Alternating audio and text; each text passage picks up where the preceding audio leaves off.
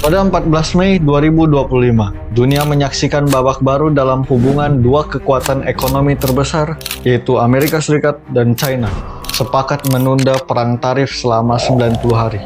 Kesepakatan ini lahir dari meja perundingan di Jenewa, sebuah langkah yang memberikan angin segar terhadap pasar global setelah bertahun-tahun dilanda dengan ketegangan dagang. Pasar saham pun melonjak. Investor kembali optimis. Dunia menarik napas lega. Namun, di saat dunia fokus kepada dua raksasa ini, satu pertanyaan yang muncul. Bagaimana dengan Indonesia? Menteri Energi dan SDM Bahlil Lahadalia menyebut Indonesia akan menambah kuota impor LPG dan minyak dari Amerika Serikat senilai lebih dari 10 miliar dolar Amerika. Melihat ancaman PHK di industri tekstil semakin nyata seiring dengan lesunya pasar negara tujuan ekspor. The Trump administration put tariffs of 145% on most Chinese imports. Kebijakan terbaru Trump ini juga menjadi pil pahit bagi ratusan negara, tak terkecuali bagi Indonesia. Sebagai negara dengan ekonomi terbesar di Asia Tenggara, Indonesia bukan sekadar penonton, tapi justru sedang berada dalam tekanan baru. Ancaman tarif impor hingga 47% dari Amerika Serikat. Ya, benar. Tarif 47% untuk produk andalan seperti tekstil dan garmen. Bisa jadi pukulan telak bagi ekspor nasional. Pemerintah Indonesia kini tengah berpacu dengan waktu. Di video ini, kita akan telusuri bagaimana kesepakatan Amerika-China bisa memengaruhi Indonesia. Apa isi negosiasi Indonesia-Amerika soal tarif tinggi? Bagaimana kejelasan proses negosiasi Indonesia hingga sekarang? Dan strategi apa yang bisa menyelamatkan daya saing Indonesia di tengah pusaran geopolitik global? Tapi untuk memahami bagaimana situasi ini bisa meletus jadi ancaman 47% untuk Indonesia, kita harus mundur sejenak ke saat semuanya bermula. Karena dalam setiap konflik besar, selalu ada asal-usul yang tidak boleh diabaikan.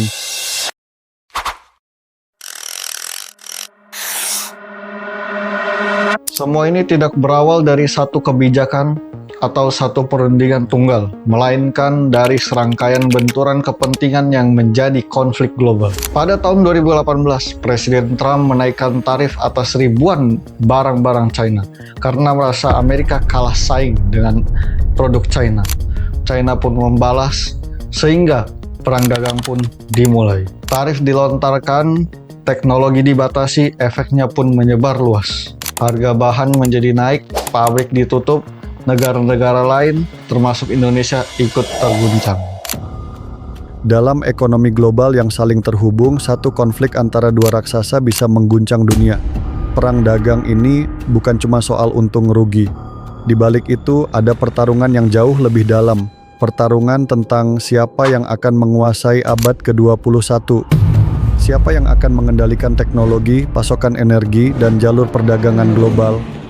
Setelah bertahun-tahun ketegangan, dunia akhirnya mendapat sedikit harapan. 11 Mei 2025 di Jenewa, kota yang kerap jadi tuan rumah negosiasi penting, Amerika dan China sepakat menunda perang tarif selama 90 hari. Kesepakatan ini disambut positif. Pasar saham global melonjak. Investor merasa lega. Ekonomi dunia yang sempat lesu perlahan mulai bernapas kembali.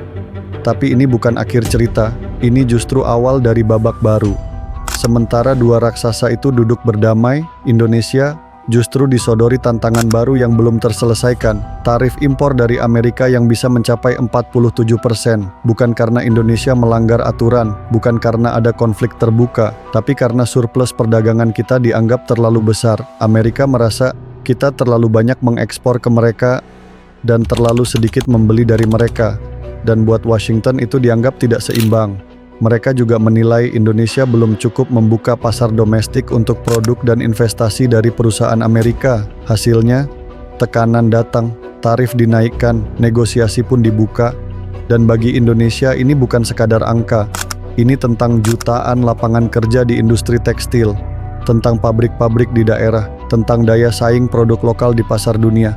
Tekanan itu sekarang berubah bentuk, bukan lagi dalam retorika politik, tapi dalam angka konkret. Angka yang jadi senjata diplomatik paling efektif, tarif. Tapi, kenapa bisa sampai 47%? Dan kenapa Indonesia yang jadi target? Bayangkan ini, sebuah produk buatan Indonesia, misalnya pakaian olahraga dari Bandung dikirim ke Amerika. Selama ini produk itu bisa masuk ke pasar Amerika dengan tarif yang rendah atau bahkan tanpa bea masuk sama sekali. Tapi tiba-tiba tarifnya melonjak 47%. Bayangkan sebuah jaket seharga Rp100.000 begitu sampai di pelabuhan Amerika langsung dikenai bea masuk nyaris setengah dari nilainya. Padahal itu bukan karena kualitasnya buruk, bukan karena kita melanggar aturan, tapi karena hubungan dagang Indonesia dan Amerika sedang diuji, dan produk dari pabrik kecil di Bandung itu mendadak jadi bagian dari konflik global yang jauh lebih besar. Siapa yang terdampak? Pekerja, pengusaha kecil, petani kapas, dan tentu saja konsumen. Ini bukan soal satu jaket, ini soal sistem, soal bagaimana satu kebijakan di Washington bisa berdampak langsung ke pabrik-pabrik di Garut, Majalaya, hingga Solo. Dan itulah kenapa angka 47% itu bukan sekadar statistik, itu ancaman nyata. Harga jual naik drastis, pembeli Amerika mundur secara perlahan, dan pelaku usaha di Indonesia mulai merasa tekanan. Berawal dari 2 April 2025, Amerika Serikat mengenakan kebijakan baru, yaitu Liberation Day Tariff, sebuah langkah sepihak dari Washington DC untuk mengenakan tarif tambahan kepada negara-negara yang surplus perdagangannya lebih tinggi terhadap Amerika Serikat. Dan Indonesia yang selama ini menyukseskan impor tekstil, sepatu, furniture ke Amerika, tercatat memiliki surplus perdagangan yang cukup besar, lebih dari 3 miliar US dollar hanya dalam waktu beberapa bulan pertama pada saat 2025. Bagi kita itu prestasi, bagi Amerika adalah masalah, termasuk Indonesia akan ikut terguncang dalam Liberation Day Tariff ini. Mereka melihat surplus itu sebagai tanda ketidakseimbangan, dan dalam logika perdagangan Amerika, tidak seimbang, artinya harus dikoreksi. Caranya dengan tarif tambahan, tarif dasar 10%, lalu ditambah 22% karena surplus, total 32%. Tapi karena ada beberapa jenis produk yang dianggap sensitif atau bernilai strategis, angka akhirnya bisa tembus ke 47%. Lalu pertanyaannya, kenapa Indonesia yang kena? Kenapa bukan negara lain?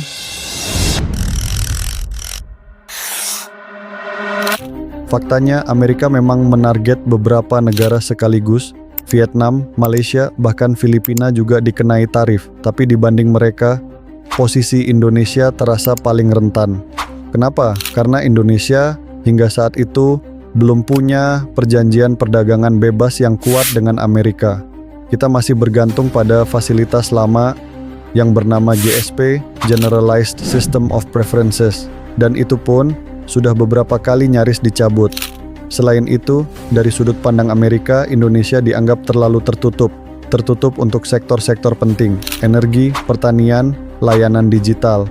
Perusahaan-perusahaan Amerika sulit masuk, dan ketika mereka masuk, aturan di sini dianggap terlalu berbelit, terlalu tidak ramah investasi. Dalam situasi seperti itu, tarif bukan sekadar soal dagang, tarif jadi sinyal, tekanan. Amerika ingin Indonesia membuka pasar, mereka ingin akses, mereka ingin perubahan.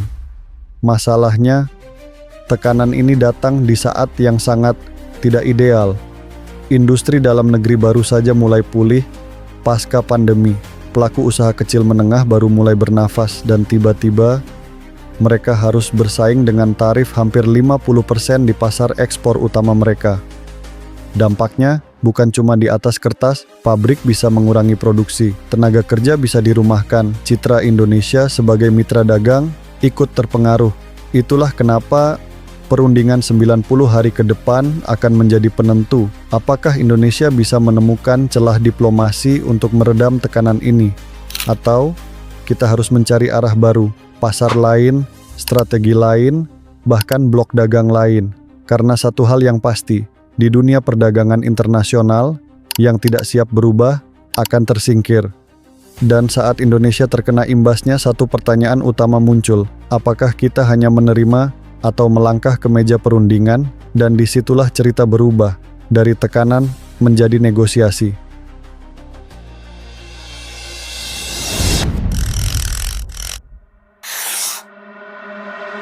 9 April 2025, Gedung Putih mengumumkan tarif tambahan terhadap sejumlah negara-negara yang surplus perdagangannya besar terhadap Amerika Serikat.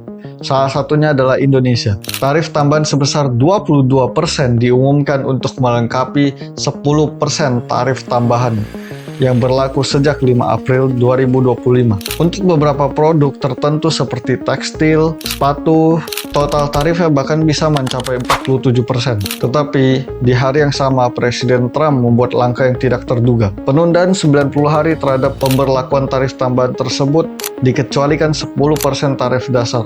Alasannya, Amerika ingin memberikan ruang untuk bernegosiasi. Delegasi dari Kementerian Koordinator Perekonomian dan Kementerian Perdagangan segera bergerak. Langkah pertama, menjalin kontak langsung dengan perwakilan dagang Amerika dan Departemen Perdagangan Amerika, bukan untuk membantah, tapi untuk menjembatani, mencari titik temu di tengah ketegangan yang makin tajam. Amerika menginginkan lebih dari sekadar janji. Mereka menuntut Indonesia membuka pintu lebih lebar untuk produk pertanian dan energi mereka, gandum, daging sapi, jagung, LNG, tapi itu belum semuanya.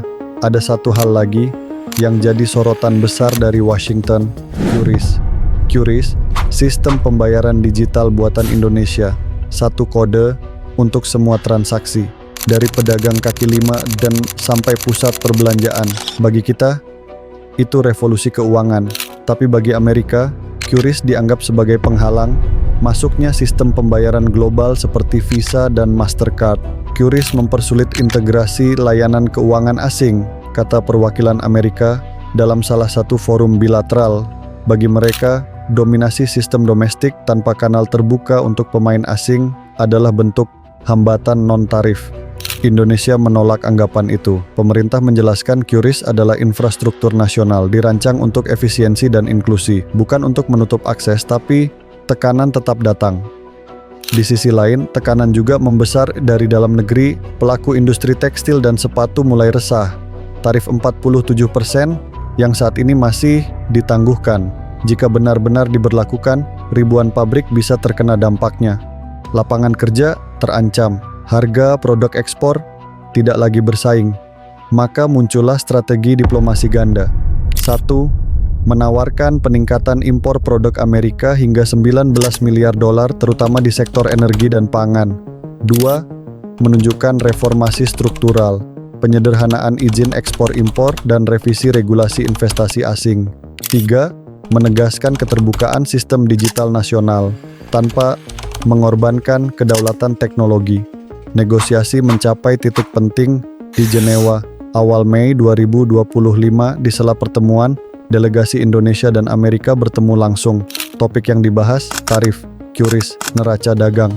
Belum ada kesepakatan final, tapi Amerika mulai membuka ruang untuk evaluasi bertahap asalkan komitmen Indonesia cukup meyakinkan. Dan sampai hari ini, negosiasi masih terus berjalan dalam ruang tertutup dengan waktu yang terus bergerak. Negosiasi sudah berjalan, tapi waktu juga terus berjalan dan seperti jam pasir yang tak bisa dibalik, detik-detik menuju batas 90 hari itu semakin cepat menipis. Maka sekarang pertanyaannya bukan lagi siapa yang bersalah, tapi apa yang bisa terjadi jika waktu habis dan seperti apa pilihan yang Indonesia miliki.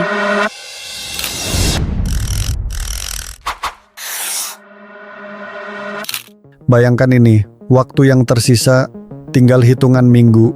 Tarif tambahan sebesar 22% sudah ada dalam draft kebijakan, dan yang lebih menyesakkan adalah potensi tarif hingga 47% untuk produk tekstil dan garmen dari Indonesia. Tarif itu sedang menunggu di ujung tikungan. 90 hari yang diberikan oleh Amerika Serikat bukanlah sebuah hadiah. Itu juga bukan tanda damai, tetapi itu hanyalah tali pengaman yang sangat tipis sebelum jatuh bebas. Dan ketika waktu tersebut sudah habis, Indonesia harus siap memilih antara salah satu dari dua hal tersebut, yaitu resiko atau jalan tengah. Resikonya bukan sekedar angka, tetapi pilihan yang mengguncang fondasi ekonomi Indonesia. Kalau negosiasi gagal, tarif akan berlaku penuh Dan artinya produk Indonesia langsung kehilangan daya saing di pasar Amerika Serikat. Harga naik, pembeli akan kabur, pesanan yang anjlok, pabrik melambat, buruh dirumahkan, satu industri bisa kehilangan pijakan. Tapi ada satu risiko lain yang lebih sunyi, lebih tersembunyi, dan mungkin paling strategis dari semuanya, QRIS.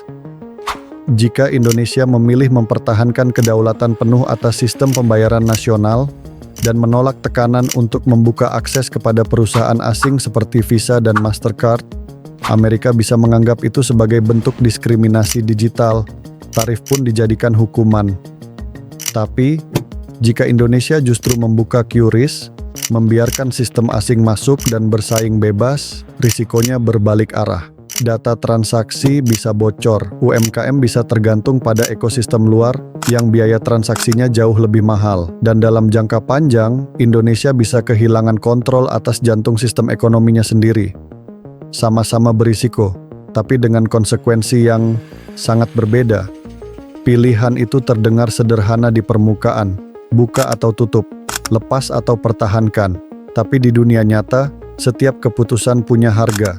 Dan untuk memahaminya, kita harus melihatnya bukan hanya dengan insting, tapi dengan rumus. Dalam dunia strategi, ini dikenal sebagai teori permainan. Dalam perspektif game teori, posisi Indonesia saat ini menyerupai skenario Prisoner's Dilemma versi geopolitik. Amerika memberi dua pilihan. Pertama, pertahankan QRIS dan batasi impor. Indonesia menjaga kedaulatan digital tapi harus menghadapi tarif tinggi antara 32 hingga 47% yang langsung menghantam ekspor nasional. Kedua, lepaskan kendali atas QRIS dan buka keran impor.